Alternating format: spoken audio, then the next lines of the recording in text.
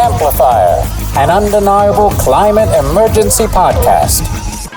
Today we have the great pleasure to speak with Cana Uluak Itchuaqiyaq about the importance of language revitalization and how educational spaces can be both beneficial to Indigenous communities, but can also cause harm when not building relationships within the communities they are working with, and how the impacts of global heating will affect the Arctic. Cana is a technical communication and rhetoric scholar with research that combines the digital humanities, data analysis, critical race theory, and Indigenous knowledges to investigate the intersections of identity, science, technology, medicine, colonialism, and culture in order to effectively reveal how mainstream academic, institutional, and societal practice often perpetrates the marginalization of underrepresented scholars and communities. Please enjoy.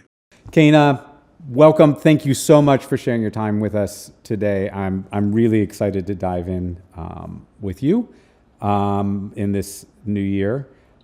So first, I'd love to have you just give us some background on, where you're from, your Indigenous identity, your connection with your community, and just kind of give us some context, because a lot of what we're going to be talking about is, context-based knowledge and traditional knowledge and how that fits in. So we'd love to hear you talk about your background and yourself and your community.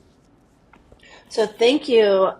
My name is Cana Uluak Itchuaqiyaq, and I am a tribal member from the Noorvik Native Community in Northwest Alaska, which is a community right above the Arctic Circle that is close to the hub village of Kotzebue, Alaska, which is above the Arctic Circle as well.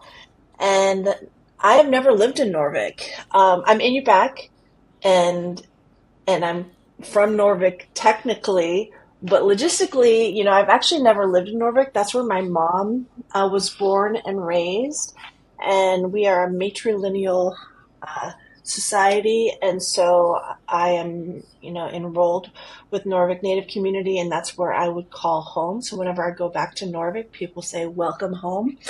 But when I was a kid, I was actually born in Kotzebue, our hub village.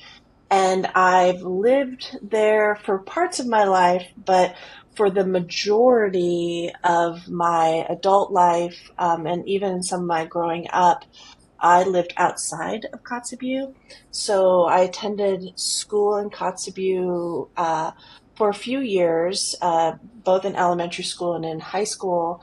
But most of my, I graduated from high school from a high school in the Bay Area near San Francisco, in a really privileged community. I took, AP classes and things like that. Whereas my sisters who stayed in the village, they went to Kotzebue High School and didn't have access to the same kind of educational opportunities that I had, which weighs really heavily in the opportunities I've continued to have as an Iñupiaq now scholar. My parents are Gladys Iñupiaq Pungawi. My mom, Gladys Iñupiaq Pungawi, is from Noorvik, Alaska, and her parents are Alfred and Hannah Wells. And she was and is somebody that I seek a lot of counsel from. She is an elder today, and she takes that role very seriously. And so basically everything I do as a scholar, I run through my mom first, and just to make sure that I'm living out my Iñupiaq values, the Iñupiaq Lukusate, in all that I do, because that really matters to me as an individual and as a community member. And my dad, my adopted father, is Caleb Lumen Pungawi. He's from Savunga, Alaska. He's deceased. He died in 2011. And his parents were Helen and Clarence Pungawi from Savunga on St. Lawrence Island in the Bering Sea. And he was Siberian Yupik. So I identify as Iñupiaq, although my adopted father is Siberian Yupik. And let's see, my positionality with relation to my community is, I am very connected with my homelands in the Nana region in Northwest Alaska. I'm home a lot. I've got a little tiny shack. Well, actually, I just gave it to my brother recently for his youth ministry. But I used to own a little shack in Kotzebue, but I'm there back and forth all the time. My family still lives there. A number of people in my immediate family, like my sisters and stuff, still live in Kotzebue. And of course, in Noorvik, it's like most of the communities, my aunties and uncles and cousins. And I try to, remain in service to my people, and I have shaped my career toward working towards my people's needs, goals, and aspirations. And I find that really fulfilling. I'm 47 years old starting tomorrow. So today is my last day of being 46. But January 19th, I become 47. And, as somebody who's in her late 40s, I'm just beginning to become in this era of my life as an Iñupiaq, as kind of an elder in training. And so I'm just at this phase in my life where I am really thinking about my role in helping others, live in our value system, but also, have access to our cultural heritage and the responsibilities I have in that space. So that's something that I take very seriously as an Iñupiaq. Oh, I should also mention that I'm a professor. My job is like literally, so I have a job, and I think of my job as a job, man. Like I'm an assistant professor of technical and scientific communication at Virginia Tech, in Blacksburg, Virginia. And my, affiliations to universities come and go, but affiliation to my community always remains steadfast. So I tend to put my tribal affiliations always first, because that's really who I am. And my professional life literally ultimately just results in getting paid every 2 weeks and having access to resources and a little bit of power. So that's the work that I do. But it feels like there's the job, and then there's your career and your body of work, which are not necessarily the same thing. So I'd love to hear maybe some of what you see that body of work that you said in the end, your career or your body of work is in service to your community. How has that evolved? What do you focus on in your work, and how have you kind of tried to bring that back into service for your community, which is a little, I think, different than necessarily just the job. Well, I think it's intention with the job, to be honest. Having my body of work dictated like a lot of, let me start this way. When I was in graduate school, I was taught to become a professor, right?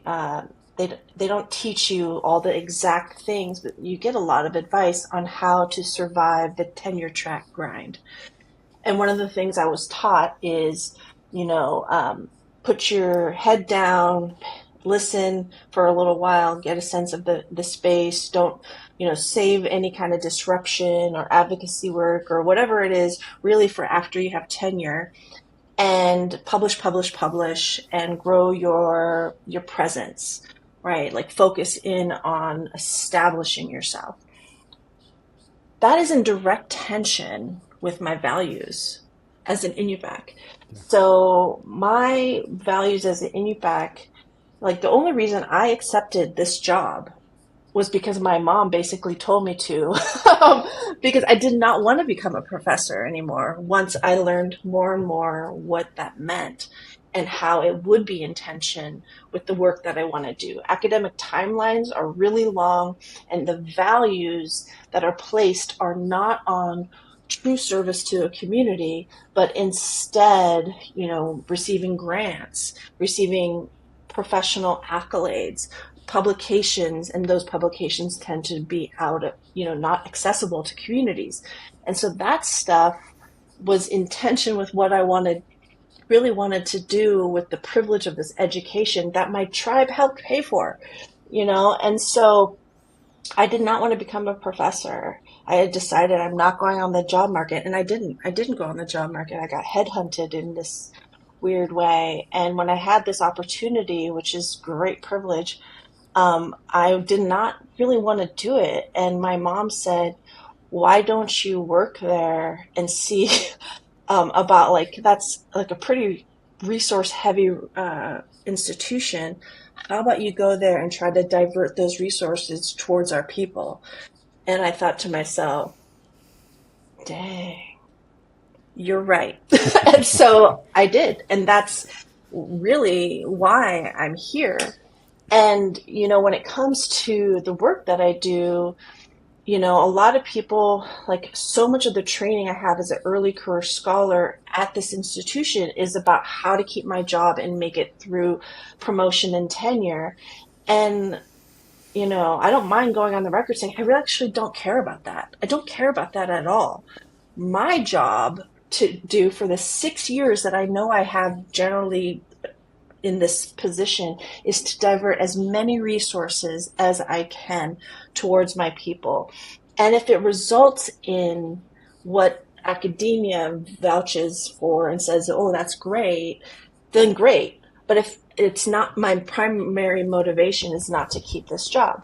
So the service and the academic production that I do is not about trying to just publish things and whatever. It's literally all grounded in the service towards towards diverting resources or directing resources and access to my people.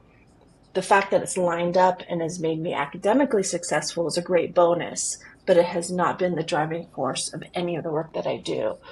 And that is contrary to what is really thought about with academic jobs. So that's why I say it's intention. But so those things are often in tension. But what I've instead tried to do as a scholar is to do that with intention. Yeah, that's, really interesting because institutions preserve their hierarchies of power, preserve their privileges by doing exactly that, right? Which is, literally your job is don't shake the boat, don't rock the boat, don't disrupt anything. And that's how things don't change, right? So I think it's the intentionality rather than the tension that you went in with there is really powerful. What kind of resources is it about? Is it about bringing academic opportunities to your community? Is it about bringing research dollars that can be done there? I'm curious just what some of the goals of that are. What can benefit? Because I think you're helping lay basis for different relationships between academic institutions and indigenous communities, and other communities as well, because I think it flows on, but in particular. So what kind of goals do you have around that?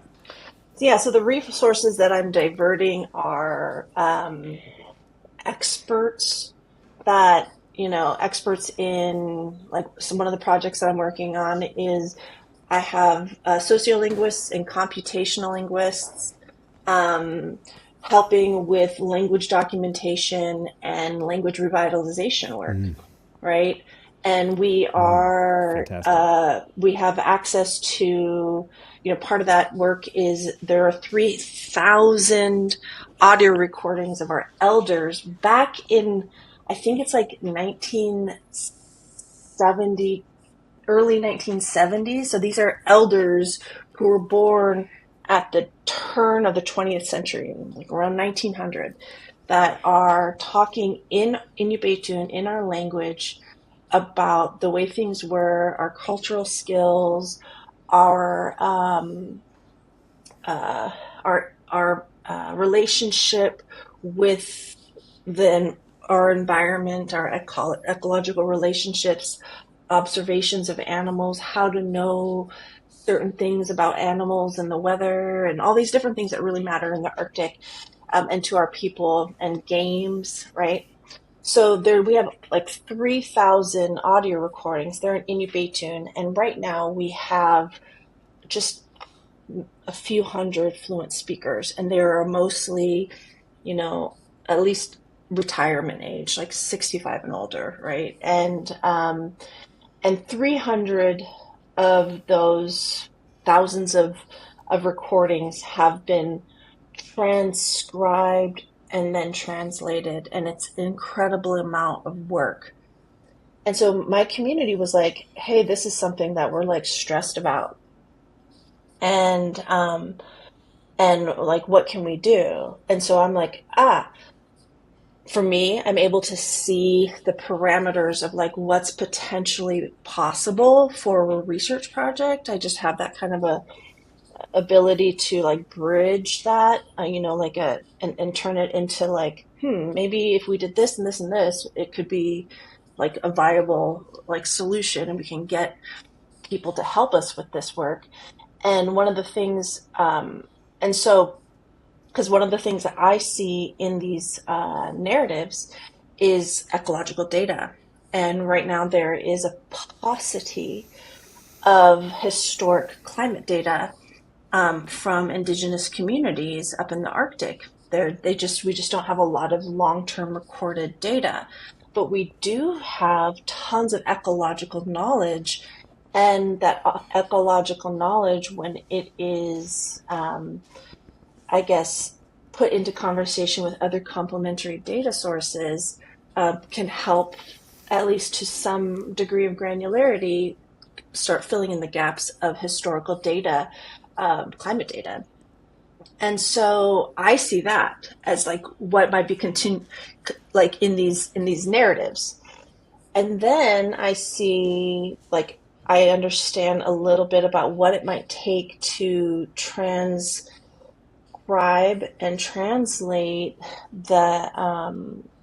these resources, these audio resources, which have tons of historical and cultural value, but like I said, also ecological value. And I'm able to find a team. And so like I know what kind of expertise we need in order to do that stuff. So then I grab, I build relationships with, and sign up, scholars who are willing to work with our tribe in equitable ways, right? That respect our boundaries and our value systems, to get this audio transcribed in a way that is an interesting research problem to these scholars, because I have to frame it as interesting and useful to both sides. So anyways, so the resources that I'm bringing in are really like brokering relationships between tribal needs, aspirations, and concerns, and academic resources in terms of, scholars with particular field expertise, resources that the universities might have with regards to like data and whatever it is, all this different stuff that I'm able to generate or to point towards our people. And so what's the coolest part about these 3,000 audio recordings, because we have the audio, we have the Iñupiaq written out by hand by elders, and the translations written out by hand, right? When we digitize those, which the audio has already been digitized, when we digitize those, we actually can create a language model that can serve as something kind of like a Google Translate, something that can help us to access, like people like me who are not fluent speakers can figure out how to say something in our language. So not only we have access to what is in these audio recordings, but the secondary thing that we have, which is a goal of the community. It links to another goal of the community, which is our language revitalization work. So that's, which is, ecological understanding is actually encoded in our language, the way our language is designed. And so being able to do that work is like an everybody wins kind of situation. So that's the kind of work that I've been trying to do in my research in diverting resources to our people for our self-determined goals and needs. That's fascinating and amazing. And yeah, like you said, I mean, this is one of the things that the as you framed it earlier, the minimization of Indigenous peoples in science work and research has led to bad science and bad research, right? And that this is exactly the kind of that science where people, and I'm certain up in the Arctic, it's often literally helicoptering in or planing in, drop in, do research and leave. They're getting some piece of data, some little slice of data, and probably half of that wrong, right? And so this kind of work of bringing back that knowledge that's rooted just seems critical for just having any decent science about what's happening there, right? Because it's historic, it's rooted, it's in context of people who've lived there and lived through all the changes that have taken place. It's remarkable, and just seems like this is the only way to do good science at all is to engage the people who are involved there, and it's incredible you're able to do that now historically as well with these recordings. That's just an amazing project. One thing I wanted to, there's so many, I will try and slow my own brain down a little bit. So many thoughts that came out of that, because I think that's such a fascinating project in specific. One is, I think when you were talking about bringing in folks to work in an equitable relationship, and I think that one of the things that's so critical that in everything you just laid out is that this isn't just about including Indigenous folks in the work. It's actually that this project that you're leading the work. So equitable relationship with the community isn't a moral choice. It's kind of a prerequisite of taking part, right?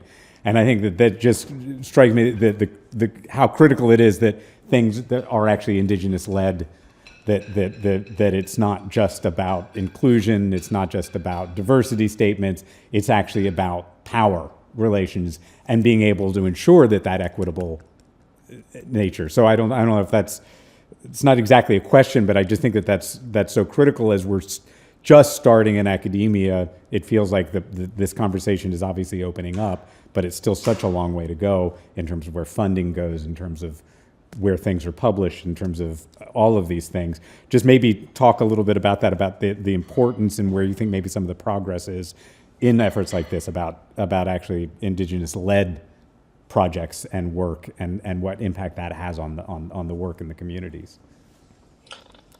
Yeah.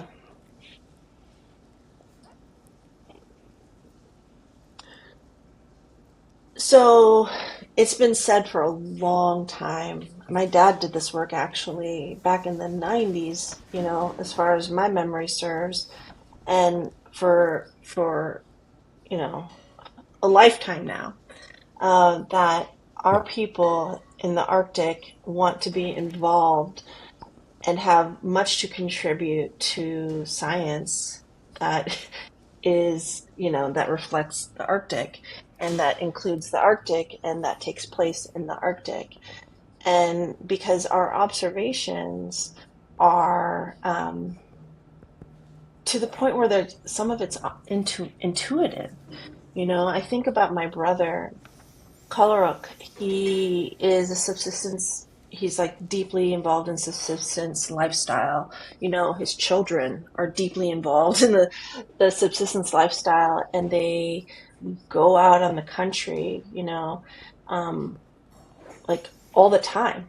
And, they're not indoorsy people, even in the middle of the winter.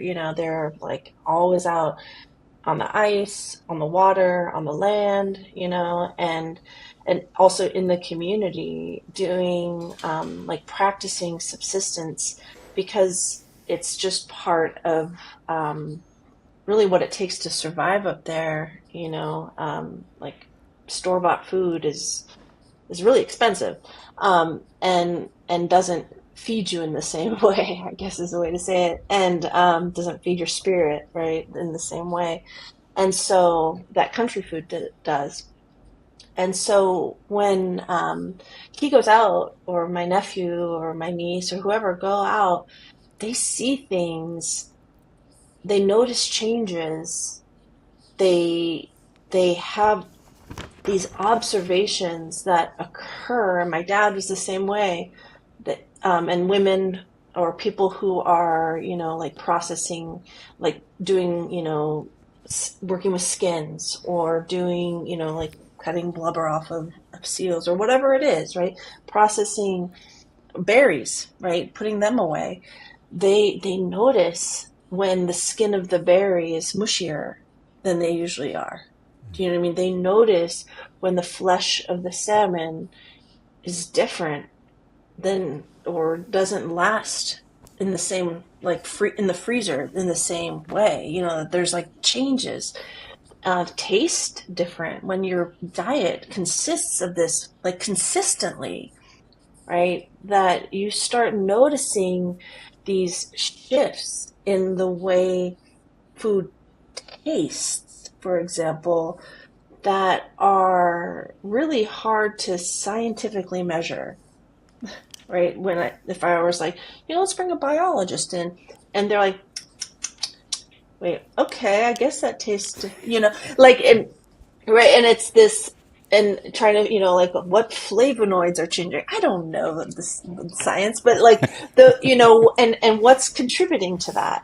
But people, like, or when the way skin sewing happens, or preserving skins and making leather, and the difference in the suppleness of the skins, as a skin sewer, pushing your needle through that, and it's just like different, and those observations are scientific observations. They are based on tons of knowledge and practical skill. They might not be Western education model informed. They go beyond that. They are lived experience, day-to-day contact. And so a biologist that literally plunks into this, during summer and picks up the stuff or does whatever, and they've spent a total of, I don't know, 8 weeks ever in their life in the Arctic, being considered the expert on the Arctic is hilarious. Yeah. It's just hilarious. And so, when people, like, a lot of times, like, scholars, Arctic scientists there are examples of great Arctic science happening that's in collaboration, and being led by Indigenous communities. But a majority of the science that's happening is positions, Western educated or formally educated science people as experts, and Indigenous knowledges, right? Traditional ecological knowledges, or whatever you want to call it. Those knowledges are used almost as anecdotes, as vignettes, right? But not as sources of data, not as collection of an interpretation of data. Maybe it's because our people can just do it in our minds. We could be like, it seems too easy for us to come up to these like things that the scientists like for them, it takes a lot of hardcore work and observation because remember, they're starting from scratch, but they don't think they are. Yeah. We're not starting from scratch. We're starting from birth. And not only are we starting from And birth, not only from birth, yeah, generations. generations. Yeah. It's like embedded Yeah. in our Yeah. bodies and in our values and in our spiritual practice.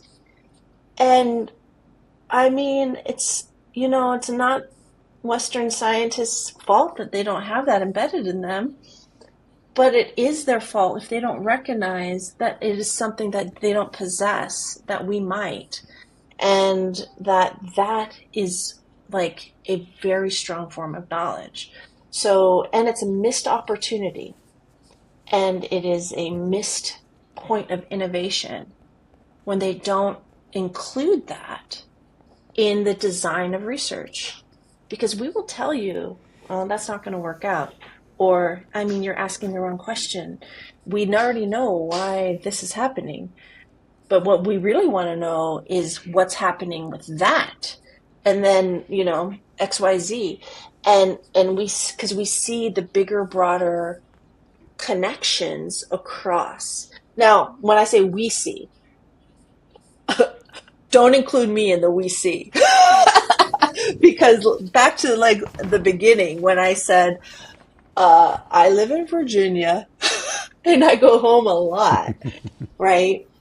But I can't even, like, if my husband were to put different type of coffee in our coffee maker, I would be like, I think that's different. I don't know. You know what I mean? So, and while I do have a freezer with tons of salmon that I package myself and, cut myself and whatever and have it in my freezer from Kotzebue, and I might notice a little bit of difference.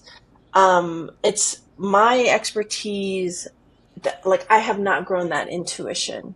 I don't have that consistent and long-term exposure to some of the things that people who, like, I left the village to go to school and I have remained away in the majority of my life. And that's the cost that I paid for this Western education. Like, it's a price that I've paid and many people have paid. And it's a price or it's a reality that a lot of people don't recognize. So they will defer to me as the expert because I am Dr. Itchuaqiyaq, who has all these different literacies, right? You can look at my CV and see it. But then you go to, my brother has a bachelor's degree. And so they might defer to me rather than him because I'm the one with the advanced degree, which is hilarious because I would be asking him, like, what's happening? Well, but it seems like what you've managed to do is use that position that you were able to be in to be a bridge, right? Is to bring resources and knowledge and structures being in both rather than being, because a community, even if you were there, it's many people and we all play different roles in it, right? And that seems like a really critical role that you're able to play, which is bridging and elevating the sense of that indigenous knowledge, but also bringing those resources and being able to bring projects, which isn't the same then as being someone who is in there rooted every day. But yeah, it feels like it's a bridge, sure, but a bridge is like free flow both ways. Really, I don't know enough about football to make this metaphor good, but I'm going to try. But I probably won't be able to help, but I'll I hear if I I imagine myself as a bit of a like I try to. So I'm going to abandon my football metaphor because I really don't even know the words for what I'm trying to say. So instead of a bridge, I think of myself as a positive gatekeeper. So one way is I find good team members. So I do a lot of vetting for my community because I don't want them to waste their time with toxic academics, which there are plenty of toxic academics. Sorry, not sorry to say that. If it hurts your feelings, you're probably one of them.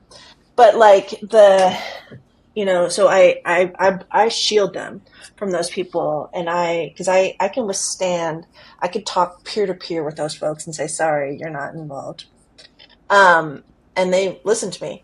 And then, so I divert, like, and I focus resources to our people, but I also manage the resources to make sure that they aren't harming the community. So I act as a bit of a go-between. So I block toxic people, but then the people that I'm working with, I also, do a lot of cultural orientation. I do a lot of, translating science to and translating cultural things back and forth. So I do a lot of that boundary spanning. And then a lot of what I do is just try to also get out of the way of the community, because I don't want to act as a barrier to the community itself. Because, like I said, a lot of people defer to me, or it's just an automatic response to defer to me. And part of my role is to really be aware of my positionality within the community and make sure that my Western educated ass, right, and Western society socialized ass doesn't step in front of the community and get in their way of what they want to do because I think I know the answer or whatever it is. That's like a big part of what I do. And it's complicated. It's a real complicated thing because I'm translating or working in between cultural values, position and power positionality and privilege issues.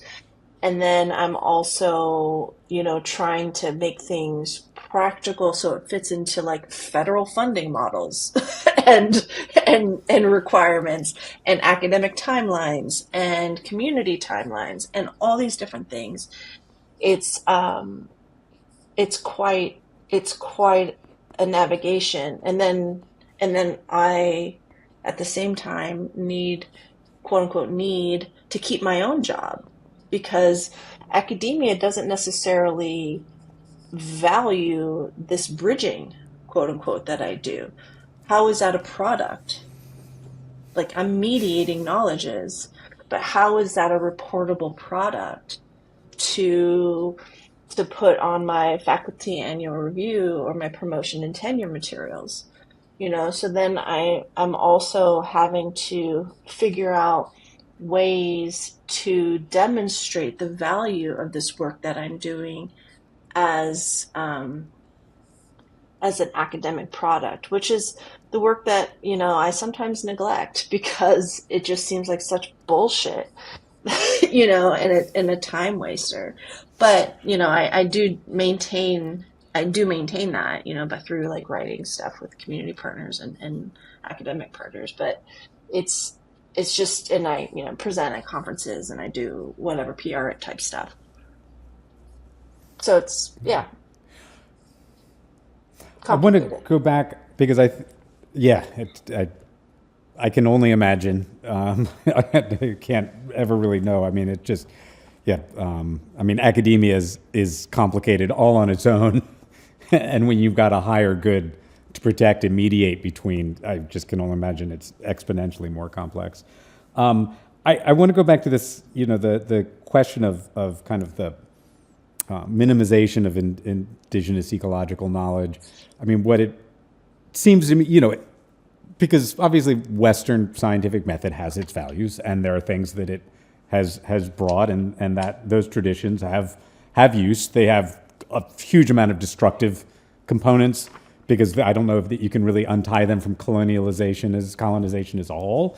So there's destructive components that are inherent, but there's also obviously a lot of knowledge and methods that we use. But what it feels that needs to happen dramatically is that doesn't that it's the basis because of colonization is that those systems of knowledge, those systems of science are the only truly legitimate ones. That everything else, as you said, is at best anecdotal or input to be digested by those systems. And what seems like where your work is, and what I think is just so vital, is that indigenous ecological knowledge that has come down through generations and through actual contact with land and food and life there is much deeper, richer, and of a higher quality when it comes to those topics, right? So we're talking about being able to understand that there's different systems of knowledge, and that it's not even one is good and one is bad. It's that when you're looking at context, there's some that are going to be just much more powerful, and that someone doesn't need to go to a university to be able to live on land and develop that knowledge. And it just feels like that knowledge that we're also losing with language, right? I mean, then there's a connection between language diversity and biodiversity, and there's a reason for that, and it's because indigenous people steward biodiversity, and when you start eliminating people's languages and cultures, you lose that stewardship. And as you're talking to, it's really that knowledge is you can't separate it from the language, right? That knowledge is part of the language, is part of these generations of being on a land and being able to have this firsthand experience. And what we've lost as a whole of being able to understand these things by minimizing that, by losing languages, by not losing languages, actively destroying languages, right? I mean, it was done with great intention by colonization. So I mean, I guess that's how, that feels like that's a lot of where your work is. Do you think that that's starting to be seen within the larger scientific community? Is there progress on that of understanding, of kind of elevating, I would say it's not just recognizing the value, but actually elevating indigenous knowledge about ecological knowledge as the higher form of knowledge, to me, practically speaking, than helicoptered knowledge. Do you feel like there's any progress, or people starting to give on that a little bit more? I'm sure it's partial, but I'm just curious what your thoughts are on that. I mean, my raw dog thoughts on that. Let's be real. The only reason that Western trained or Western performing, like academia, right? Because the academic production stuff is going towards including our knowledges and stuff like that. My dad was advocating for it for decades, right? But it's only when federal funding agencies have made it part of granting like narratives and requirements and supplemental materials and permissions and all those different things that academia has been like, oh, you know what we need to do? We need to do co-production of knowledge because there's a giant grant, because there's a giant grant, right, opportunity. There was, now it's kind of subsumed in these other ones, but that like there was a grant for National Science Foundation that was like up to $3 million or something like that. I mean, or larger. That huge grant, and they had tons of money, right? It's like it was a well-funded program from National Science Foundation called Navigating the New Arctic. And it was about climate change, right? And there was like these things that they had to do, and there had to be a co-production of knowledge type component or addressing that. And then people just scrambled to do that, and there was tons of critique from really awesome organizations in the Arctic. One in particular was Kawaric, which is it's a nonprofit organization located in Nome, Alaska, and they did a ton of critique. They wrote letters, and they addressed issues that arose from the sudden influx of a broad academic public wanting to do all of a sudden wanting to do co-productive things, and what they interpreted co-production to be, which varied from what Indigenous communities interpreted co-production to be, and also the amount of labor that was then put upon community organizations, often unpaid or under budgeted, right, from these federal fundings.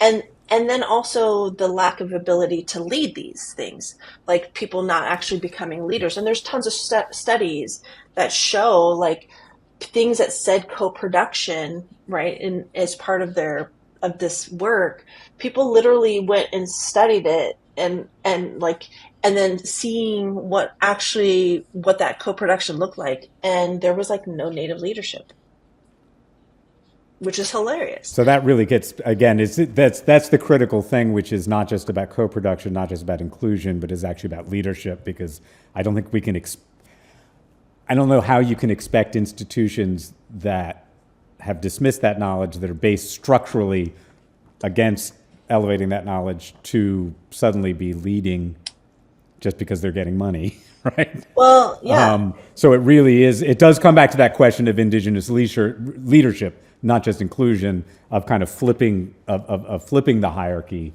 as much as possible.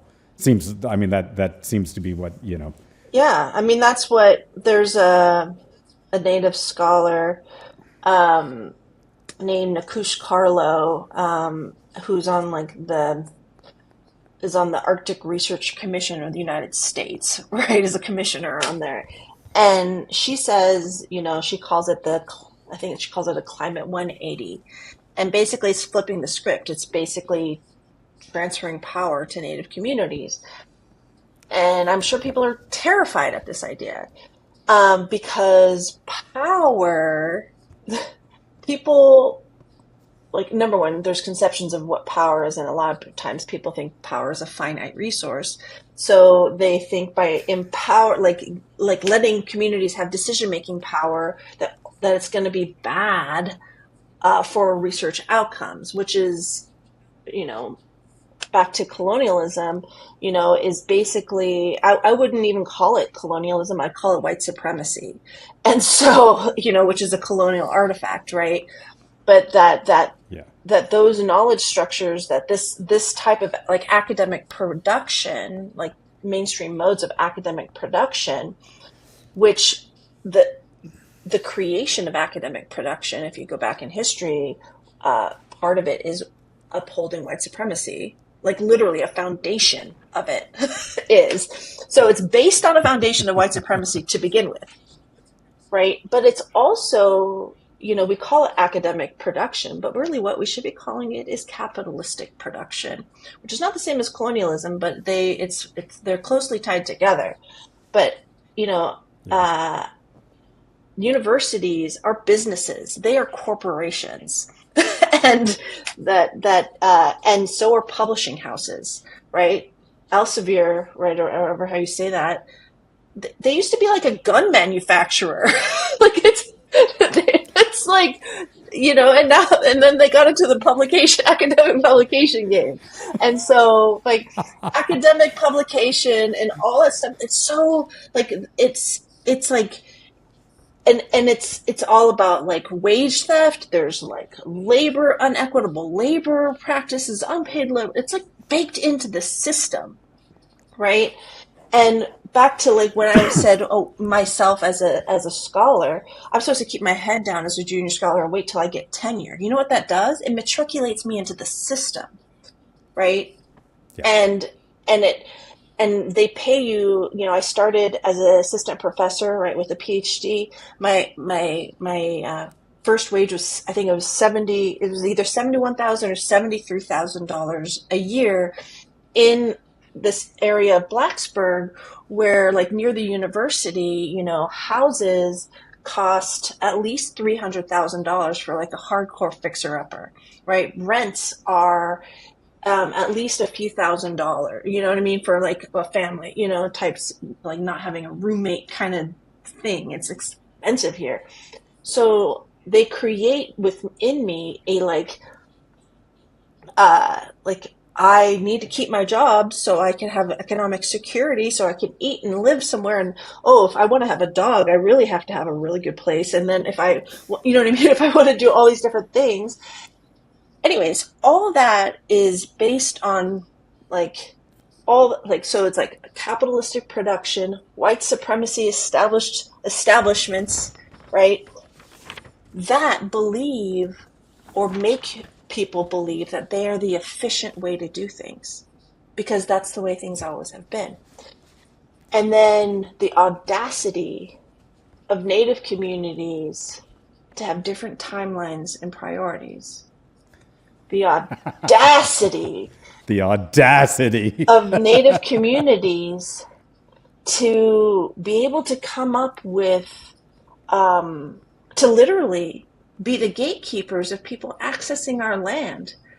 And now, in today's day and age, saying, maybe we don't want you to come up here and do this bullshit over here and subject our people to the same ass bullshit, grab our knowledges, run away with it, and then put it behind a paywall, right?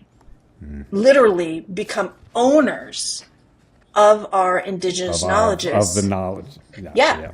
When you partner with a university, part of the sub-award contracts or different contracting has intellectual property defaulting to the university of a research project, literally becoming owners of our indigenous knowledges unless we know how to protect it. Yeah. Like, maybe we don't want to participate.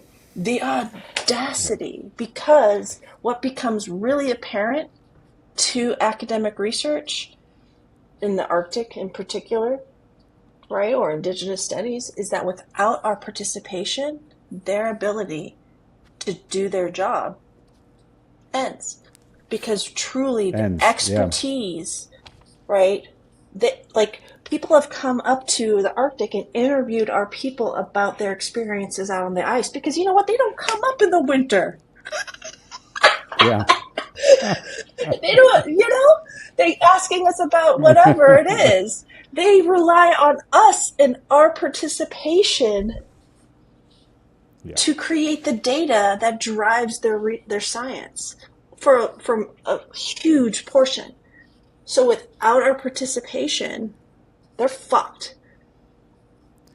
Well, and I think that if I look at this bigger picture about what's going on with kind of what I would say is the inevitable endpoint of colonialism, which is global ecological collapse. I mean, I think it was just a process started with extractive colonialism and genocide, and we're now seeing it.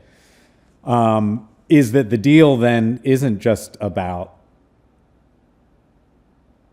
academic, it's that knowledge and beginning to retain and acknowledge the importance of that knowledge and language and control over the land is now essential to human survival, right? I mean, social human survival. If we don't switch this model, to me, obviously, colonization, the first impact was genocide, but there was also like a slitting of our own throats, right? And the bleeding has been going on, and now it's quite clear that unless things change dramatically, we're looking at just ever increasing collapse.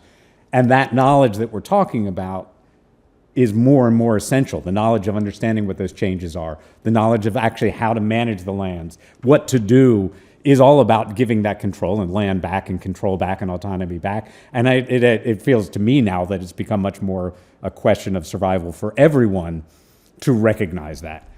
So how do we do that 180, that climate 180? It's now in everyone's interest, even those who think that it's threatening their position of power, because without that 180, without that switchback of control to indigenous peoples over their land, over their knowledge, over the languages, in order to be able to have that control, I don't know how we make it through, right? I mean, I think we're all fucked, right? And so that 180, I do love that, because it really is. It's just how do we flip that? Because we have to. We're past, yes, there's a moral case. Of course, there's a moral case, but we know how far morals go in terms of institutions and privilege, right? They go not very far. There's actually a survival case for land back. There's a survival case for restoration of sovereignty and control over knowledge and these things. And that to me, I mean, that's my work, is trying to scream that as much as possible within the climate movement, within other movements, saying, look, this isn't just because you feel good because you did a land acknowledgement. We've got to fucking change all structures of thinking, or we're not making it through. We're not making it through like this. We're not going to make it through if we keep these same structures in place. Sorry, that was my rant of fire hosing, but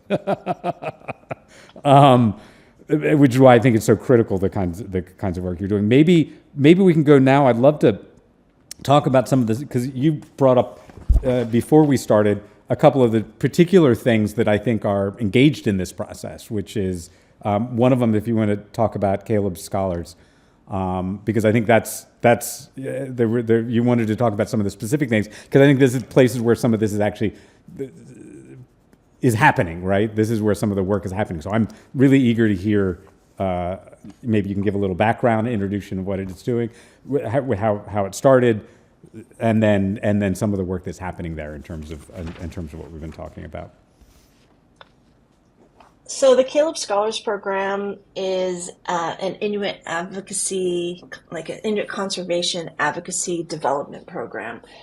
And basically, it looks, from the outset, it looks like a scholarship or just a plain, like a fellowship. It's tied to academic practice because that was something that was an important thing to my father. So it's actually, Caleb Scholars Program was established over 10 years ago now, in honor of my father, Caleb Lewin Pungawi, who really fought in multiple ways for our people to have a seat at the table, because we weren't having even just a basic seat at the table.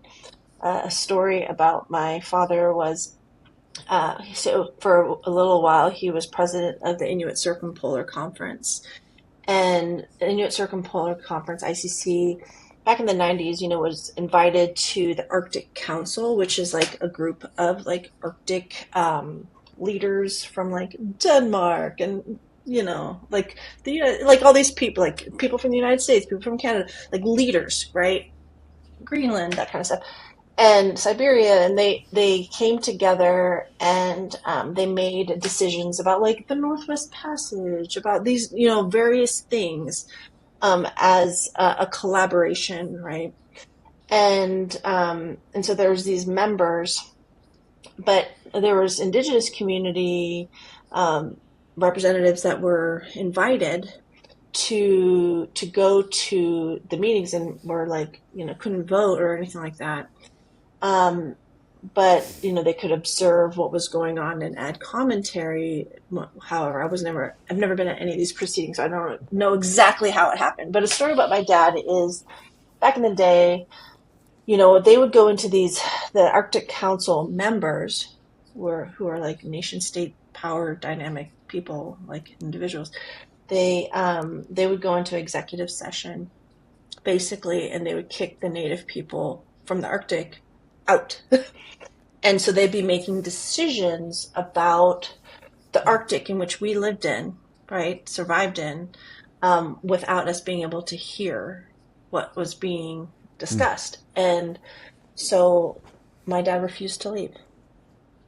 And he refused to leave. And he got his buddies to refuse to leave. And he got members on the council to support their refusal to leave. And so Native organizations, after that, they didn't leave, right? And they were given permanent, I guess it's called like permanent member status or whatever. They still, I don't think, can vote, but they get to be part of those, like they don't have to leave anymore. You know what I mean? And so that's some of the work that my dad did. He was, I grew up listening to, like, knowing about climate change. My like ever since I was a little kid, because number one, there was effects happening, but also, that is something that my dad worked on. And so as, when I went into my undergraduate program, I went into environmental science policy and management because it's like part of my wheelhouse, And at any rate, so the Caleb Scholars Program was made in honor of him and his work and his legacy. And I'm on the steering committee, and we're grant funded, and we're part of COERIC, which my dad used to be president of COERIC. So we're housed under COERIC. And, it is a fellowship program where our fellows, Caleb Scholars, they are given mentorship. So I mentor up and coming Inuit scholars. And they can be in their undergraduate degree program or graduate degree program. And, we talk about, we learn together about advocacy, about wellness related to advocacy. Because doing advocacy work is hard.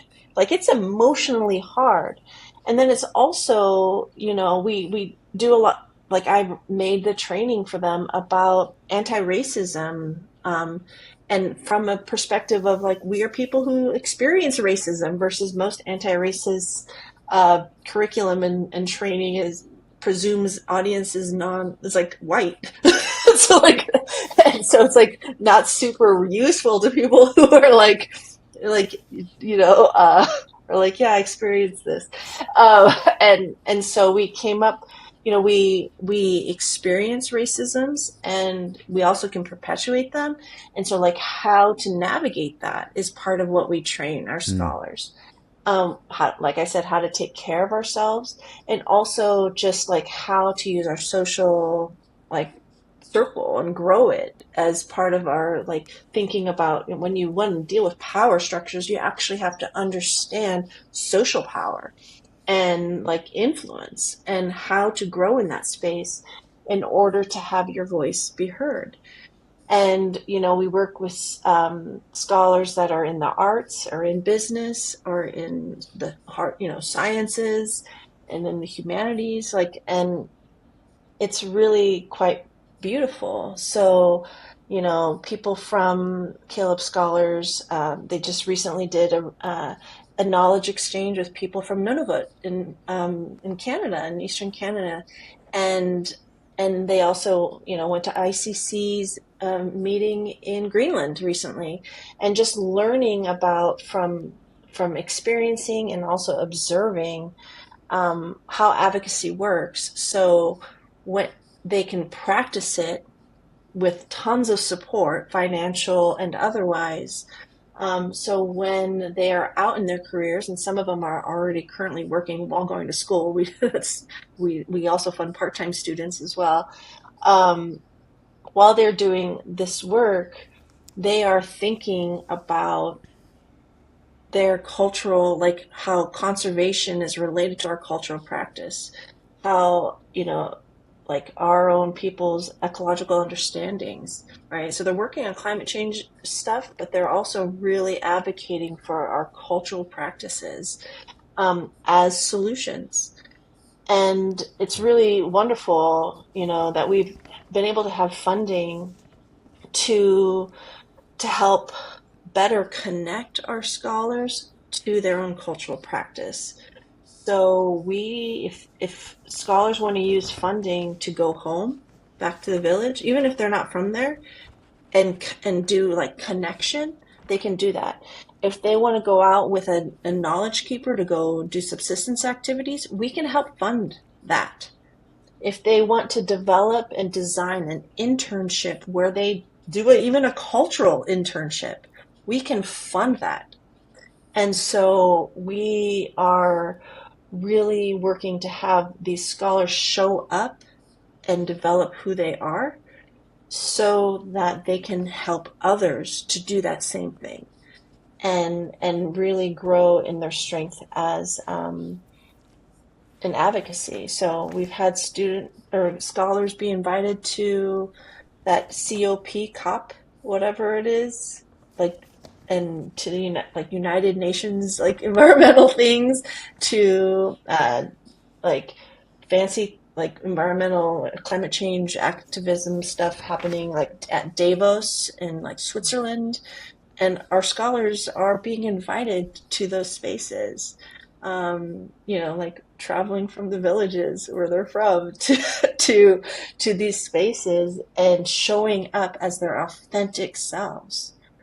Another part of the training, though, is we're teaching them about tokenism because that's an important part of understanding how advocacy can work and being able to spot when they are just there to be some Arctic native, or are they there to actually be listened to and in their experience to be valued, and how to require that. So that's part of the Caleb Scholars Program that I'm part of. I'm on the steering committee as a Caleb Pungawi family member, and I work with everybody else on the steering committee. And what's the coolest part of the organization beyond how we're serving our scholars is that our entire board or steering committee and our staff are all Inuit.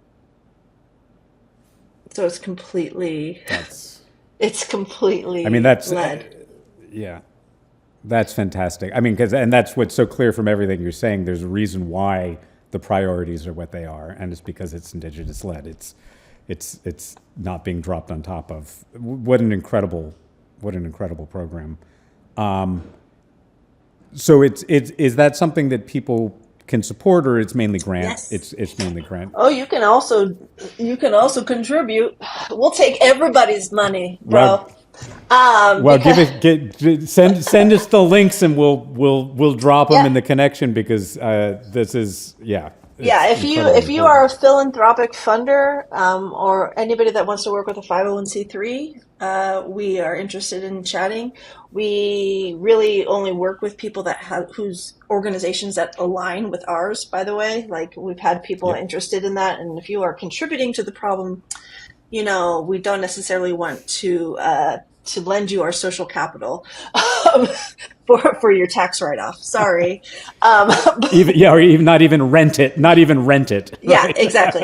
So just a realization there. But yeah, so you can go to calebscholars.org and you can learn more about who we are, what we do. And we're working on the small scale currently, but we would like to expand into the future. But we're trying to really hone what we do and do it well, and then grow from there. Well, you're building a model, a critical model. I mean, it just like it's the whole method and the approach, which is you're really breaking new ground. And so I think just that learning to do it small and then growing is incredibly important, because you're scaling as that structure comes into place. Incredible work. I hope that's what I hope is part of our audience for this podcast is people in the funding and the academic communities and areas that might do that, because people should be throwing money at you. There's a lot of wasted, very badly spent money, and I think in terms of the impact of a dollar that would go there, as opposed to where a lot of it goes in these kinds of funding organizations, I think the impact is enormous. Do you also want to talk a bit about your work with IRPIC, the Interagency Arctic Research Policy Committee? Which I only Yeah. got all the words together because I wrote them down when you said it.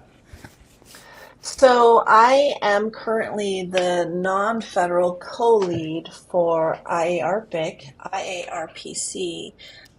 which is the Interagency Arctic Research Policy Committee. They have a collaborative team called Participatory and Indigenous Leadership in Arctic Research. So that's PILR. So PILR. So I am the co-lead, non-federal co-lead for IARPIC's PILR team. And, we're really working together. We meet weekly, and, my colleagues are both federal employees, at recognizable federal agencies, and we are working really hard to increase. We have a set of deliverables that were handed to us by the Arctic Research Commission, and like there's an Arctic Research Plan, so we are fulfilling some of those. But what we're really, our goal is to increase Indigenous leadership in research, not just participation, but leadership in Arctic research. And we're doing it through various ways. But one of the things that we're doing that's exciting is we were tasked with evaluating the principles for conducting Arctic research, or conducting research in the Arctic, and which is a document that if you went on NSF's website and were applying for an Arctic research grant, you would see like, check out this pillar thing, and if you it's a best practices. And we recently rebranded it to SHARE, and you can look up the SHARE principles for conducting research in the Arctic. But so it aligns with data principles like FAIR and CARE, and then SHARE, which is, so people talk about it more. But these are really about like respecting. It's like effective communication. And like understanding, basically just like understanding how to interact with Indigenous communities in research contexts and community contexts. And one thing that we're doing is as part of that evaluation, is we created a survey that we're going to be doing. That's a longitudinal survey. So right now we are doing the federal registry process, and there's all sorts of stuff that we have to do. But it's really, to understand over time how researchers and communities experience Arctic research. And part of the design of the survey is to, when people take the survey, in my opinion, they start seeing a pattern of best practice suggestions, like, because we ask, did you do this? And did so you? The survey is kind of a teacher. Yeah. A little bit. And so it's really meant to reinforce good practices and measure them over time. But it's also, we're also asking community participants, such as elder advisors or community research partners, about their experience in, like oftentimes, you go to a village to do research. There's no hotel and no village. There's no restaurant. There's a native store, right, and a school. And so, like oftentimes Arctic researchers stay at the school or at the clinic or in people's homes. And so they impact the community in all these different ways. They can't really remain separate. And so, like, how does that interaction, like, is it something that people are experiencing positively? What does compensation look like for participation in Arctic research? Is that compensation fair, adequate? Is it disruptive? Right? There's things that we are trying to understand and measure over time. So it's important for us, like, number one, it's a requirement. So pillar, participatory and Indigenous leadership in research, is considered what's in this Arctic research plan. There's like priority areas, and then there's foundational areas, and we are considered a foundational area, which is really exciting and important because that means it goes beyond administrations. So if we are a foundation area, participatory and Indigenous leadership, right, if the next administration doesn't value that, it doesn't get rid of it, because those are the priority areas. We are a foundation. And so all these things, like we persist over time in the Arctic Research Plan. And so that means over the long term, we need measures of how the SHARE principles for conducting Arctic research in the Arctic in equitable ways, right? equitable Arctic research.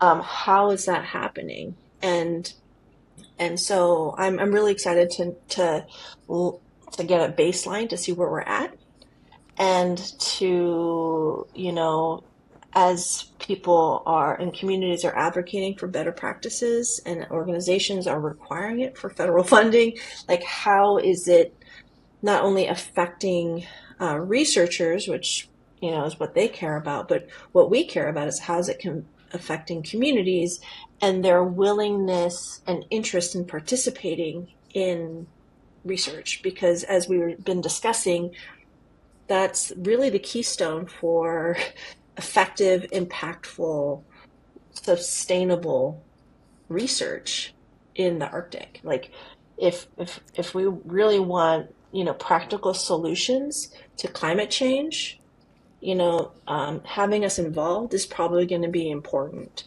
Otherwise, you're going to get, weird geoengineering options where they're like putting silica beads on our ice and trying to sell that to the government. And then that's really happening, right? This, like, have you seen these micro beads? They have put them on the ice in places without asking permission of communities, because on the Arctic ice, it's outside of community jurisdiction. And number one, studies show that they actually warm the ice versus they're like meant to like somehow buffer the ice. And like animals will ingest it. And then, what are these, like they're microsilica beads, but like, there's already there's already like plastic, microplastics, there's all these things, and those wind up going, we eat those animals, right? And those animals also have a right. Like it's just all of these things are really complicated. So, without our those things happen often, like without our consent and let alone our input. And so, and when we find out about it, we're pissed. And and so that limits access, and that limits our, you know what I mean? And it also is part of a history of extractive and even harmful research. And, the history of extractive and harmful research, you would think, me being an Inuk, right? My heritage and my homelands are in the Arctic. My family lives there. I was born there, right? That's like where I'm from. And I'm an Arctic researcher. That does not mean my own people explicitly trust me to not perpetuate these harms. I have to earn their trust as a scholar and honor their trust. So, the history of extractive research, if it's affecting me, who was not part of that, and who is advocating to change that, and, and I work really hard to earn that trust and maintain it. If people think that they are exempt, then they are wrong. Yeah.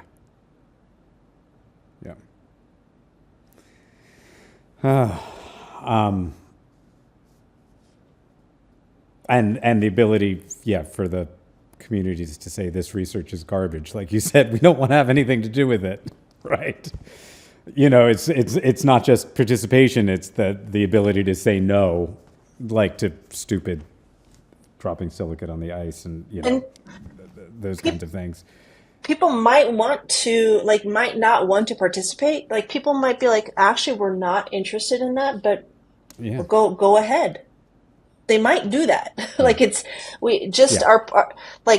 there is we have lots of capacity in our communities, right? A lot of people look at us from a deficiency model, like, oh, people, they need to be educated on XYZ. It's like, well, sometimes there's a there's a native scholar named Vera Metcalf. She's on the Walrus Commission. She's from Subunga, where my dad's from, and she's brilliant. And she says this thing.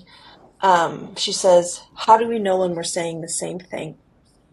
So, in scholarly terms, I would call that, I don't even know how to pronounce it well. It's like hermeneutic injustices, I think is what it's called, which is like when people think because we don't know the technical terms, the scientific jargon terms, or haven't had access to learn it. The Western technical terms. You've got your own technical terms. Well, yeah, but the we have Western our technical terms. yeah, exactly. Just because we don't know, You probably have a superior language. You probably have a superior language with greater specificity to the context, but you don't know the Western one that came in. Yeah.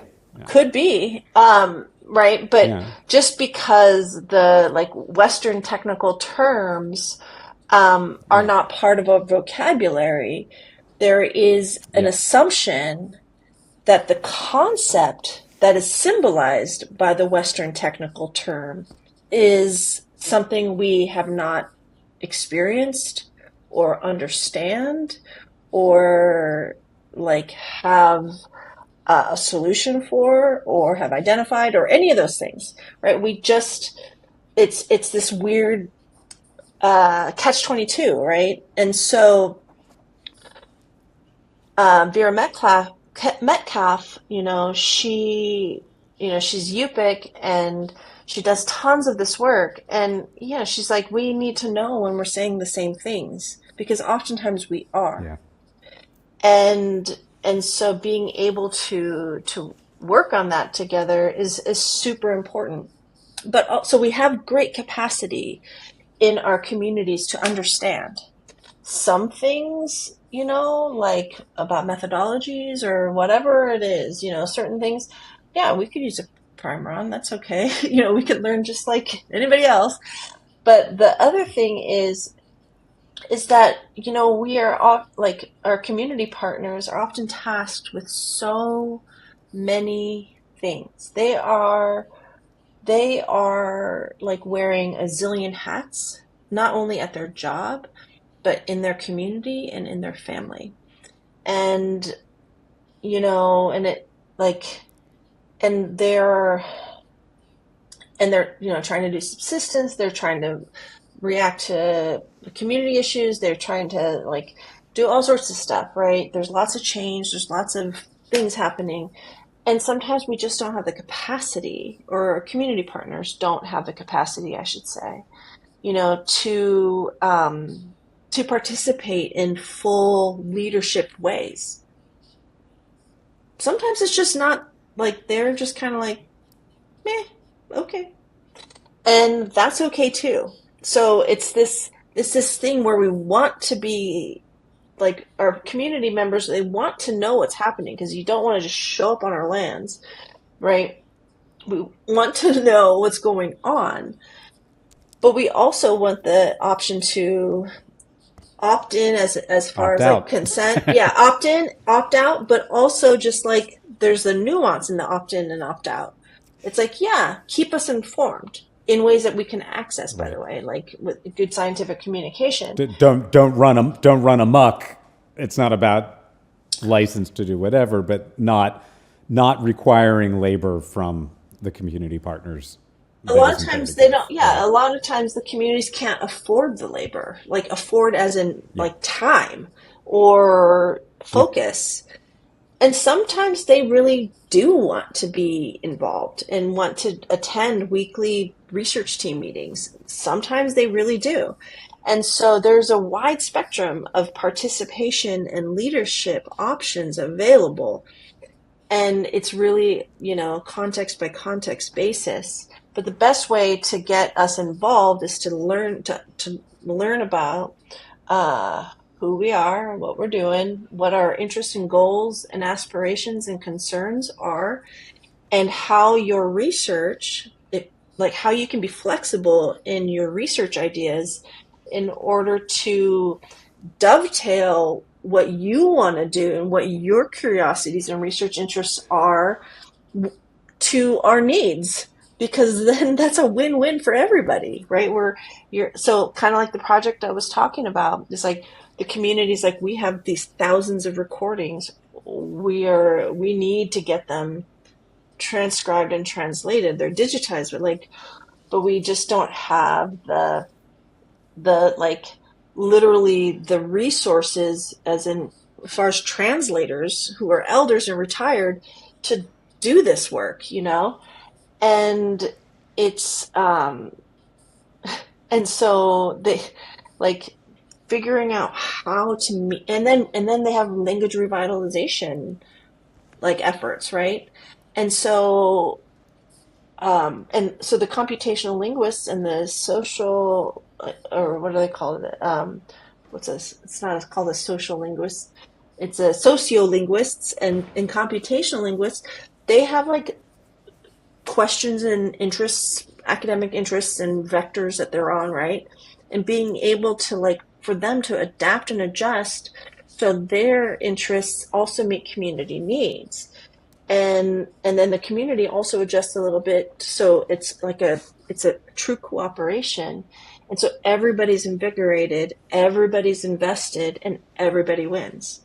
And And that's with that project, sorry, it's just with that project, it develops a body of knowledge that would not be accessible in any other way.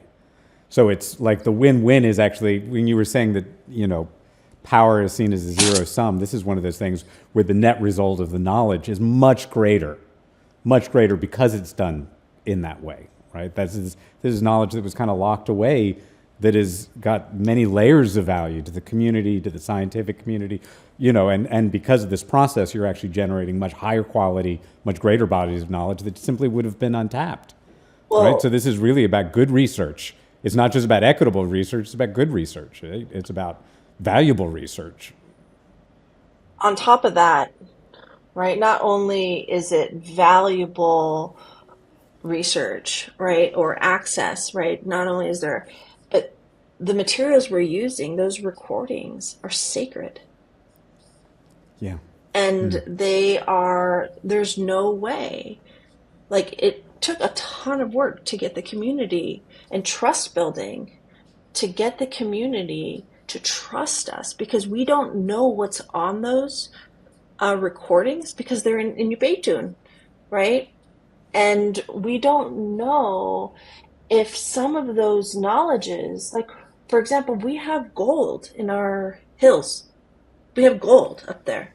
You know how much harm has come to our people because of gold? And that's those kinds of things. And so we also have to trust that what's going to happen if those things are transcribed and translated, are they going to become part of a public record? Are they going to could they be used to harm us? Or are there things that we just don't want people to know about us because it's just meant for us, right? It's just meant for, it might not be, a tabloid, fodder kind of, or economic whatever things. It could just be knowledges that are meant for our people only. And so because we don't know, our people have treated those recordings as sacred. And so without collaborating well with the community, no one would have access to those materials without them being leaders in that. Those resources in there wouldn't be available to anybody. So it's a real important navigation, how leadership and how research is designed, and really who it serves. Because I argue as a scholar, if you design your research to address our community's needs, aspirations, and goals, remember, our communities are frontline communities in climate change. Literally, I grew up with a beach in front of our family's home and stuff like that. It is now a seawall. We are a frontline community. and so many, like our communities, our frontline communities, our concerns, a lot of our concerns are stemming from issues of being a frontline community, right, in climate change. If your research can address some of our interests, needs, and concerns, they are likely going to be not only impactful for us, right, but also impactful for other communities and innovative for science at large. So ignoring if you really want innovative research, go to the community, because they might have ideas or connections that you had never even dreamed about, because Almost guaranteed they will, right? yeah, they really will. And in my own work with my own community, I thought I had some pretty innovative ideas. But when I got community feedback, it got so much better. So much better. And so much cooler for me as a scholar, just for me as a scholar and being a nerd. I'm like, oh my gosh, that's even cooler. Yes, yes, yes, yes, yes, yes, yes. Totally, we should do it like that. And that's my experience as someone who thinks they get it, right? Like that they have access, at least in part, to some of this knowledge. But when I really defer to community experts who are there living in the community, right? And I involve the community in these real ways, truly, deeply listen to them. What comes out is way better than what I could have ever dreamed of. And that's why no one's exempt from that, because there's no individual who can be, because that process of consulting and partnering with the community requires the community. So it doesn't matter who you are, right? There is no exemption from that. And that's really I think just essential for anyone doing research and funding and looking at these things. There's no way to step outside of that and do it properly, because you can't be, no individual, even with connections to that community, you're still an individual. This has been fantastic. I'm conscious of how much of your time I've taken today. I can listen to you talk about this stuff forever, but you probably have a life that you need to get back to. Is there anything else that you feel like that you want to touch on? This has just been incredibly fascinating, and again, I'm very grateful for the amount of time that you gave to share on this. Is there anything else that you'd like to touch on before we wrap up? Well, some of my scholarly activism that I'm doing right now is in partnership with my sister, Karina Cogbrook Kramer, and we have been doing this work we're calling it Equitable Arctic Research, or EAR. And so if anybody's interested in learning more about the work that we're doing, and we're even currently developing training for effective and equitable community engagement, you can check out respectfulresearch.com. And if you want to download a free guide to equitable Arctic research, just this short guide, you can get it at respectfulresearch.com/EAR, EAR guide. And if you want to take a fun quiz to see what kind of Arctic research, we'll call it superhero, you are. It's a fun quiz. You'll get immediate results, and the data from it has been really interesting. It's, I think, a 9-question quiz, but they're deep questions, multiple choice, and you'll learn a little bit about your style as a scholar. It's at respectfulresearch.com/EAR quiz. Fantastic. Well, we'll drop all the links in wherever we post this as well. Fantastic. Just fascinating work. I hope we get a chance to talk again as things move forward, but this has been just really extraordinary. And again, I'm really grateful for the time. that you've spent with us today. And yeah, so thank you so much for coming on. Yeah, I look for. I'm excited to see how all this work progresses over time as well, and see where all of this goes. So thank you. You're welcome.